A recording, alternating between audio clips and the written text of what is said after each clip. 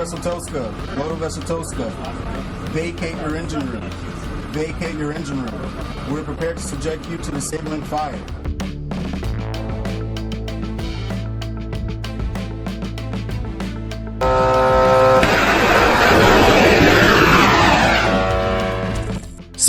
April 2026. Saat fajar belum benar-benar muncul di Cakrawala, suasana di atas Laut Arab masih gelap dan sunyi.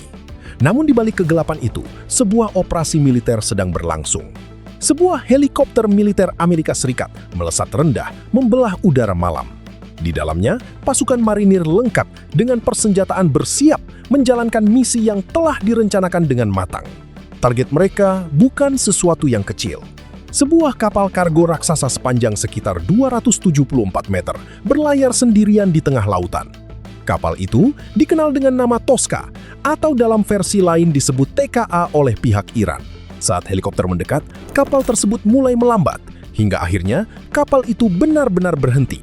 Dalam hitungan menit, para marinir Amerika menuruni tali dari udara dan mendarat di atas dek kapal. Tidak ada perlawanan berarti, operasi berlangsung cepat dan terkoordinasi. Dan dalam waktu singkat, kapal itu tidak lagi berada di bawah kendali Iran. Namun jelas, ini bukan sekadar operasi militer biasa. Tindakan ini mengirim pesan yang sangat kuat bahwa konflik antara Amerika Serikat dan Iran belum benar-benar berakhir. Bahkan, bisa saja ini menjadi awal dari babak baru yang lebih panas.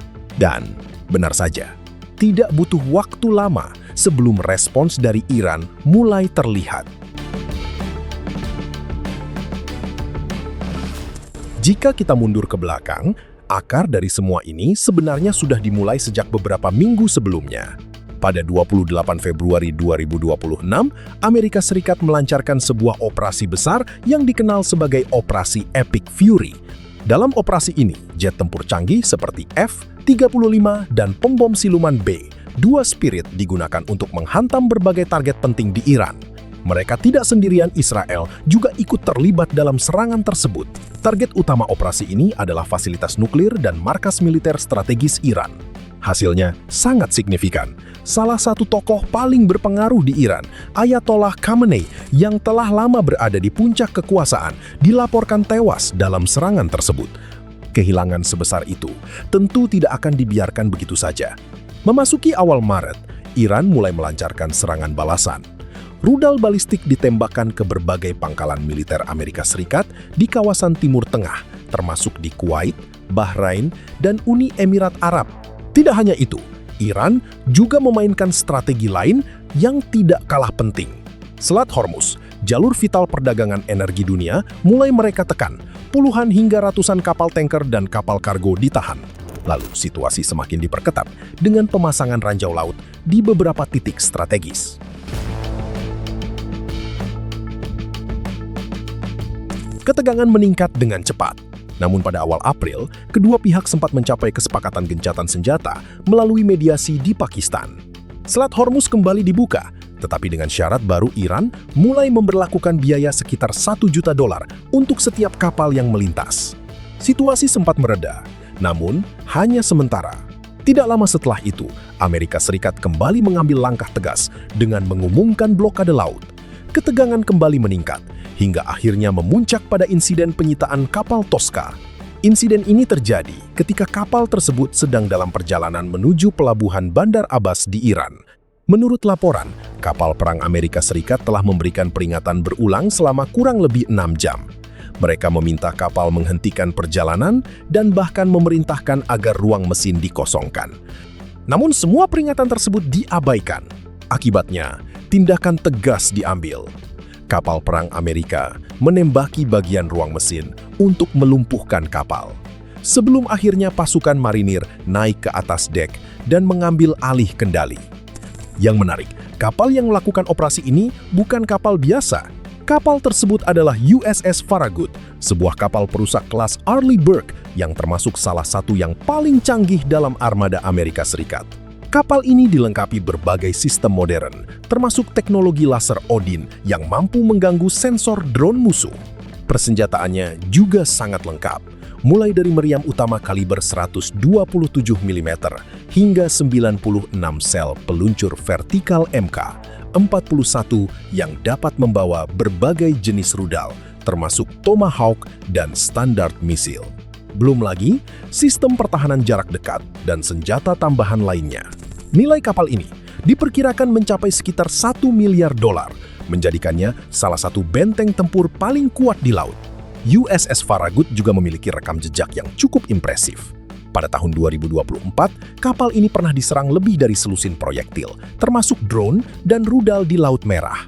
Namun, seluruh serangan tersebut berhasil dicegat, membuat kapal ini dikenal sebagai salah satu yang paling tangguh.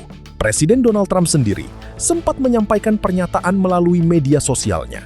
Ia menyebut bahwa kapal tersebut telah memberikan peringatan resmi, namun diabaikan sehingga tindakan penghentian paksa dilakukan dengan menargetkan ruang mesin kapal Tosca. Namun di balik itu semua, muncul banyak pertanyaan. Mengapa kapal Tosca ini begitu penting? Apakah ini hanya sekadar penegakan sanksi, atau ada sesuatu yang lebih besar di baliknya? Data pelacakan kapal menunjukkan bahwa Tosca bukan kapal biasa. Berdasarkan informasi dari platform pelacakan maritim, kapal ini selama setahun terakhir sering berlayar antara pelabuhan di Cina dan Iran. Yang lebih mencurigakan, kapal ini sempat terdeteksi berada di wilayah yang dikenal sebagai lokasi transfer barang ilegal antar kapal di laut. Pada satu titik, kapal ini bahkan mematikan sistem pelacaknya selama lebih dari 2 hari. Sebagai informasi, sistem tersebut dikenal sebagai AIS, Automatic Identification System, yaitu perangkat yang digunakan untuk mengirimkan data kapal seperti posisi, kecepatan, dan identitas. Mematikan AIS merupakan pelanggaran hukum internasional dan sering dikaitkan dengan aktivitas ilegal. Hal inilah yang memunculkan dugaan bahwa Tosca mungkin membawa muatan sensitif atau ilegal. Setelah penyitaan kapal tersebut, Iran langsung merespons. Serangan drone diluncurkan ke arah kapal-kapal militer Amerika di Laut Oman. Serangan ini dilaporkan berasal dari markas komando militer Iran. Senjata utama yang digunakan adalah drone kamikaze Shahed 136. Drone ini memiliki desain sayap delta dengan hulu ledak seberat 30 hingga 50 kg. Kecepatannya bisa mencapai lebih dari 180 km per jam dan berat totalnya sekitar 200 kg. Keunggulan utamanya adalah biaya produksi yang relatif murah dan fleksibilitas peluncuran. Drone ini bisa diluncurkan dari berbagai platform, mulai dari truk hingga kapal. Selain itu, Iran juga mengerahkan kapal drone carrier mereka. Strategi ini bukan untuk meningkatkan jangkauan drone secara teknis, tetapi untuk memindahkan titik peluncuran lebih dekat ke target. Hal ini membuat serangan lebih sulit dideteksi dan mempersempit waktu reaksi pertahanan lawan. Situasi semakin kompleks ketika Cina ikut memberikan respons. Secara resmi, Cina menyerukan agar semua pihak menahan diri dan menghormati gencatan senjata. Namun secara tidak langsung, mereka juga menunjukkan pergerakan militer di kawasan lain. Cina meningkatkan aktivitasnya di Laut Cina Selatan, yang memaksa Amerika Serikat untuk membagi fokus militernya. Tanpa perlu terlibat langsung, langkah ini sudah cukup untuk menekan strategi Amerika. Di sisi lain, terjadi perbedaan narasi antara Amerika dan Iran. Amerika menyebut Tosca sebagai kapal yang melanggar sanksi dan membawa muatan ilegal. Sementara Iran menyebutnya sebagai kapal sipil yang disita secara paksa di perairan internasional. Perdebatan ini bahkan menyentuh aspek hukum internasional. Namun pada akhirnya, interpretasi hukum seringkali bergantung pada siapa yang memiliki kekuatan lebih besar. Lalu, bagaimana ke depan? Ada beberapa kemungkinan skenario. Pertama, kedua pihak kembali ke meja perundingan dan mencapai kesepakatan baru. Kedua, konflik tetap berlangsung dalam intensitas rendah tanpa eskalasi besar. Dan ketiga, keterlibatan Cina meningkat yang berpotensi mengubah keseimbangan kekuatan secara global. Apapun yang terjadi, satu hal yang pasti, konflik ini belum benar-benar selesai. Dan dunia mungkin sedang menyaksikan awal dari perubahan besar dalam peta kekuatan global.